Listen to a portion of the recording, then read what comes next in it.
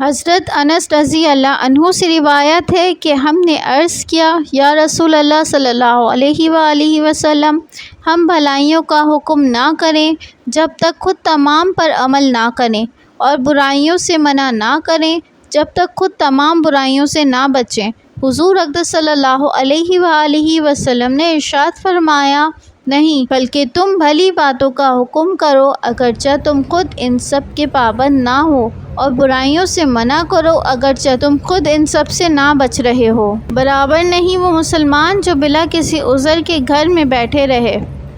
اور وہ لوگ جو اللہ کی راہ میں اپنے مال و جان سے جہاد کریں۔ اللہ تعالیٰ نے ان لوگوں کا درجہ بہت زیادہ بلند کیا ہے جو اپنے مال و جان سے جہاد کرتے ہیں۔ یہ نسبت گھر بیٹھنے والوں کے اور سب سے اللہ تعالیٰ نے اچھے گھر کا وعدہ کر رکھا ہے، اور اللہ تعالیٰ نے مجاہدین کو بمقابلہ گھر میں بیٹھنے والوں کے اجر عظیم دیا ہے، یعنی بہت سے درجے جو خدا کی طرف سے ملیں گے، اور مغفرت اور رحمت، اور اللہ بڑی مغفرت رحمت والے ہیں۔